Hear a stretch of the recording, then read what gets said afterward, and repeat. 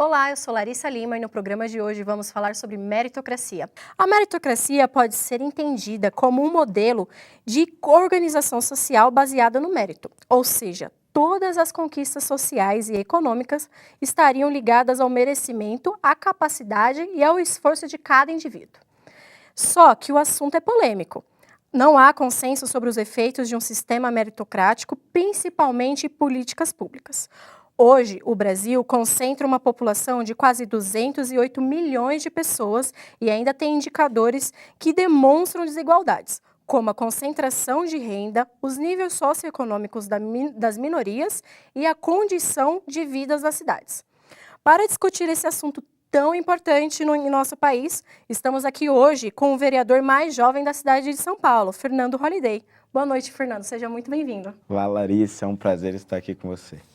Antes da gente começar a falar sobre meritocracia, entrar no assunto, eu gostaria de saber como foi a sua história, como você ingressou no MBL, como você se tornou hoje, aos 20 anos, né? O vereador mais jovem da cidade de São Paulo. Bom, a minha história, ela começa na periferia de São Paulo, né? Eu fui criado na cidade de Carapicuíba, estudei a minha vida inteira em escola pública. E nunca me interessei muito por política. Infelizmente, a escola pública, né, hoje não permite ao aluno entrar muito nessas discussões. Então, passei a maior parte da minha fase escolar alheio a esses assuntos. Minha mãe, que era auxiliar de limpeza de um hospital público, se aposentou, né, ali quando eu tinha por volta dos meus 7 anos de idade. Não conheci o meu pai, que desapareceu poucos meses depois de eu ter nascido. E tive uma história muito semelhante à da maioria dos jovens pobres, infelizmente, no nosso país. Mas no ensino médio, por volta dos meus 16 anos de idade, eu comecei a questionar muito mais os meus professores sobre os mais diversos assuntos. E nestes questionamentos, principalmente em relação a cotas raciais, que são assuntos dos quais eu trato muito ainda hoje, eu comecei a perceber que haviam professores que me incentivavam a procurar autores que discordassem deles, até mesmo para que eu pudesse formar a minha própria opinião sobre os mais diversos assuntos. E a partir dessas pesquisas na internet, por conta própria, eu acabei formando um posicionamento liberal, um posicionamento, portanto, mais à direita ou centro-direita. A partir disso, então, eu comecei a gravar vídeos bem pequenos, né, de alcance pequeno, para a escola, coisas do tipo, até que no início de 2015, alguns membros do Movimento Brasil Livre, que já existia há alguns meses, viram esses vídeos, acharam interessante e me convidaram para participar do movimento. Comecei montando um canal no YouTube, gravando alguns vídeos, mas tudo isso acabou me levando às primeiras manifestações que eu participei na vida, que foram pelo impeachment da ex-presidente Dilma Rousseff, e a partir daí comecei meu ativismo. E a sua vida é marcada por conquistas. Você é o político mais jovem de São Paulo, né? E a sua imagem está associada a um dos mais conhecidos movimentos anticorrupção do país. Como você enxerga suas conquistas, ou seja, o seu mérito, dentro de um contexto com tanta desigualdade social no Brasil? As situações que me trouxeram até aqui foram situações completamente atípicas, né, se considerado o contexto social no qual eu vivi. A maior parte dos meus colegas, infelizmente, foram atraídos, né, pelo crime, que, enfim, tinha propostas miraculosas, oferecia o caminho da riqueza fácil, e muitas vezes era o traficante da região que tomava conta da escola. Então, digamos que eu tive tudo para escolher o caminho errado, como muitos dos meus colegas escolheram, mas graças às redes sociais, principalmente, e graças a um vínculo familiar muito forte, apesar de eu não ter crescido na dita família tradicional, eu sempre tive um vínculo familiar muito forte com tios, tias, a minha própria mãe. Isso me permitiu e permitiu com que outros colegas meus também não seguissem por esse caminho. E por meio das redes sociais, eu comecei a interagir muito mais com os mais diferentes pensamentos, com os mais diferentes intelectuais e, portanto, procurei me capacitar para chegar onde cheguei. Procurei estudar e me dedicar, procurei trabalhar para estar aqui hoje e, felizmente, fui bem sucedido. Mas, obviamente, que o caminho para isso não foi fácil. Existem muitas barreiras para se alcançar o sucesso hoje no Brasil, independente do caminho que você siga, e a maior parte dessas barreiras são impostas pelo próprio Estado brasileiro. Obrigada, Fernando. Antes de fazer a próxima pergunta, vamos assistir a uma matéria sobre desigualdade social no Brasil, que é considerada uma das maiores do mundo. A desigualdade social ocorre a partir da diferença na distribuição de riquezas e recursos na sociedade. No Brasil, a situação é ainda mais alarmante. Precariedades no setor da habitação, saúde, ensino e saneamento básico ainda são comuns para a grande maioria da população. Segundo o levantamento realizado pelo IBGE, a renda média do brasileiro é de R$ 1.268. Além disso, tais dados podem apresentar variação de acordo com a classe social, raça, etnia, sexo e escolaridade. A pesquisa também demonstra que 1% da população brasileira ganha cerca de 50% a mais que a renda média per capita das classes D e E.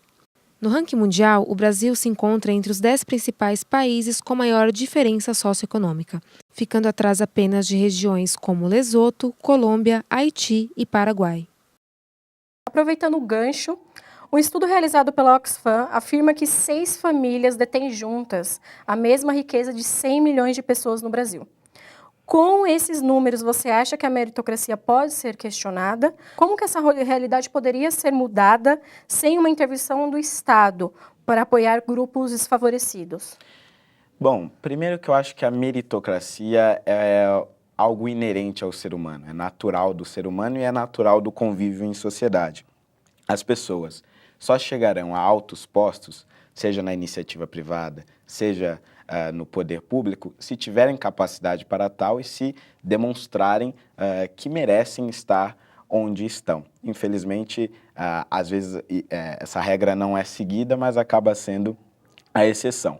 Por considerar que a meritocracia, portanto, é inerente à natureza humana e ao convívio em sociedade, acredito que ela não pode ser questionada. O que nós devemos questionar e o que talvez justifique essa concentração de renda é muitas vezes o relacionamento escuso do Estado com alguns poucos empresários ou com alguns poucos grupos empresariais e que acabam sendo favorecidos por políticas públicas. Agora, obviamente que também para que o mais pobre consiga alcançar o sucesso e o efeito da meritocracia possa realmente ser enxergado, ser exercido, essas pessoas elas precisam ter as mínimas condições, precisam ter oportunidades de demonstrar o seu mérito e a sua capacidade.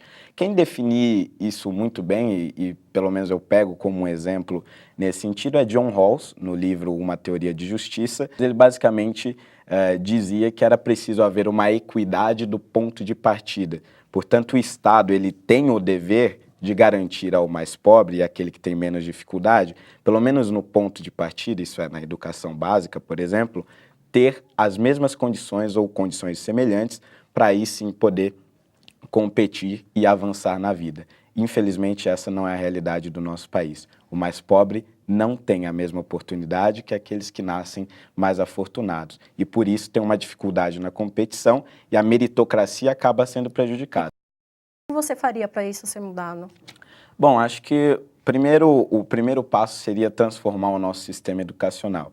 E acho que um melhor exemplo seria o sistema de vouchers, que hoje na América Latina é mais conhecido no Chile, né, já aplicado no Chile, onde você, ao invés de obrigar a família pobre a necessariamente depender da escola pública, você dá para essa família um vale educação, ou seja, o dinheiro que o Ministério da Educação gastaria com aquele aluno, ele deixa na mão da família, que pode inclusive matricular numa escola privada ou mesmo matricular numa escola pública que usaria esse dinheiro de uma forma um pouco mais livre ao longo da sua gestão. Esse acho que é um modelo educacional que funcionaria bem e faria com que o filho da empregada pudesse muitas vezes estudar na mesma escola do filho do patrão. E levando em consideração a situação histórica e atual do Brasil, você acredita que as ações afirmativas e as cotas são válidas? Na verdade, eu acho que elas são um grande mal, principalmente para as minorias que seriam supostamente beneficiadas. Quem explicita isso muito bem é Thomas Sowell, um intelectual negro norte-americano, no livro Ações Afirmativas pelo Mundo. Analisando essas ações afirmativas em diversos países e também nos Estados Unidos, ele vai ver que, na verdade, ao longo do tempo, a longo prazo, essas políticas aumentam as tensões raciais e acabam aumentando o preconceito, porque as pessoas vão acabar questionando a legitimidade ou a competência de quem está no posto que ocupa, porque, afinal de contas, teria entrado por um sistema diferenciado ou segregado. O negro, por exemplo, só poder competir com negros à vaga de uma universidade, para mim é como se estivéssemos retornando ao apartheid ou a políticas nazistas. Você aprova medidas paliativas? Bom, depende dessas medidas. Por exemplo, eu sou a favor da política de cotas sociais. Eu acho que o estudante de escola pública, hoje, do modo como a nossa escola pública é formada, não tem condições de entrar na universidade. Ponto. O único meio é se ele competir entre iguais. Portanto, você seleciona uma porcentagem de vagas e coloca os alunos da escola pública para competirem com alunos de escola pública.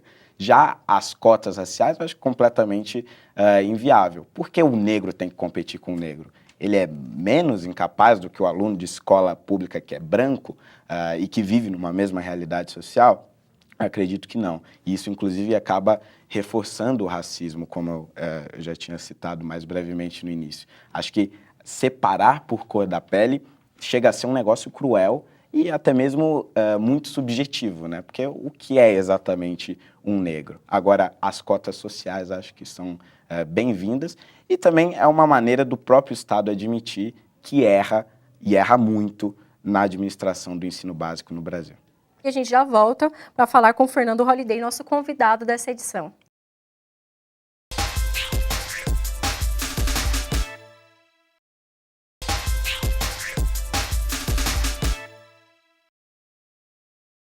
Estamos de volta em mais um bloco do programa Checkmate. Hoje nós estamos aqui com Fernando Holliday, o vereador mais jovem da cidade de São Paulo, e estamos conversando sobre meritocracia. A maioria do seu eleitorado foi de brancos de classe média com posicionamento liberal. Por que você acredita que seu discurso atinge mais a camada branca e privilegiada da população? Larissa, existe hoje uma dificuldade no nosso país, principalmente das pessoas mais pobres, primeiro de terem acesso à internet. E aí, quando elas têm acesso à internet, nós temos um outro problema, que é utilizar a internet para falar de política ou para se envolver em política. Porque como essa camada da população não vai procurar o seu candidato pelo Facebook, pela internet, vai acabar tendo acesso somente pela televisão ou por meio de panfletos, para se chegar nesse público em grande quantidade, você precisa gastar muito mais dinheiro com panfletos, com carros de som, com equipe, etc. E eu não tive nem mesmo condições de fazer esse tipo de campanha. Acha que hoje o que você propõe o que você propõe nas propostas políticas que você divulga em redes sociais, elas são voltadas à periferia? A partir do meu mandato, obviamente, essas pessoas vão conseguir enxergar muito mais do meu trabalho. Por exemplo, eu tenho um projeto chamado Revogaço, que procura revogar quase 2.000 leis que são completamente inúteis e que muitas vezes acabam atrapalhando o pequeno empreendedor que está justamente na periferia. Quando esse projeto vier à pauta e se chegar a vir a ser aprovado, naturalmente vai atingir aquela população e eles vão passar a conhecer mais do meu trabalho, das minhas ideias. E, então, grande parte das minhas propostas atingem diretamente essa população, inclusive com os projetos de transparência para diminuir a corrupção. Só que o problema é o acesso à informação, que ainda é muito difícil. Agora, obviamente, que aqueles que pertencem à classe média têm muito mais facilidade de acessar as redes sociais para tratar de política, para cobrar o seu candidato, para conhecer mais sobre as suas propostas. E é por isso que os bairros, digamos, o top 5 dos bairros onde eu fui mais votado, acabam sendo os bairros de classe média. Você acha que a solução para a periferia é o mercado ou a educação? Eu acho que, na verdade, são coisas que andam em conjunto. No Brasil, infelizmente, a gente criou uma mentalidade nos últimos anos de acreditar que o mercado é sempre o inimigo do mais pobre. Só que no Brasil a gente nunca, absolutamente em nenhum momento da nossa história, tivemos um momento onde o livre mercado foi de fato livre. Nós nunca estivemos entre os países de maior liberdade econômica, como a Nova Zelândia, por exemplo, ou como o próprio Estados Unidos. Nós sempre tivemos uma presença do Estado muito grande. Desde lá da época de Getúlio Vargas e até antes na nossa monarquia, o Estado sempre foi um negócio gigantesco, ou pelo menos que se propunha a ser agigantado, e intervir na vida das pessoas em todos os seus aspectos. Eu acredito que se o Estado se retirasse na maior parte das coisas que não deveria fazer, como, por exemplo, administrar posto de gasolina ou correios, e se focasse somente no que é essencial, como segurança, educação e saúde, nós teríamos, primeiramente, esses serviços essenciais com uma qualidade infinitamente melhor e teríamos uma população muito mais capaz de ter mobilidade social. Isso é, de subir na vida e de conseguir melhorar suas condições e qualidade. Como que você acha que a meritocracia ela se relaciona com a população do Nordeste do Brasil? Eu acho que a gente tem grandes exemplos na história do Brasil de nordestinos que superaram ou que conseguiram sair de uma situação de completo afastamento ou de um quase esquecimento do Estado e de alcançar o sucesso. Diversos são os empresários baianos, pernambucanos, que saíram da pobreza e conseguiram alcançar o seu sucesso, ou aqueles que já tinham algum tipo de negócio e conseguiram fazer com que ele crescesse cada vez mais. Só que o Nordeste hoje, ele ainda tem uma dependência muito grande de políticas assistencialistas que somente oferecem uma porta de entrada. O Bolsa Família, por exemplo. O governo comemorava ano após ano quanto mais famílias entravam no Bolsa Família. Nunca houve uma grande campanha para dizer quantas foram as famílias que saíram do Bolsa Família por terem conseguido a sua independência, por terem conseguido seguir o seu caminho sem a necessidade de uma presença constante do Estado. Acho que falta isso no nosso país, principalmente do ponto de vista político. Mudar esta mentalidade de que o nosso povo, sem o Estado, não é capaz de seguir em frente. Obviamente que nós precisamos, como eu disse no bloco anterior, baseado na teoria de John Rawls, né, a teoria de justiça, nós precisamos dar o mínimo de oportunidade para essas pessoas, e o Bolsa Família acaba sendo uma dessas oportunidades. Mas a partir do momento que as pessoas têm condição de seguir na vida, deixemos seguir. Agora nós vamos ouvir alguns alunos da Universidade de São Judas que falaram sobre meritocracia.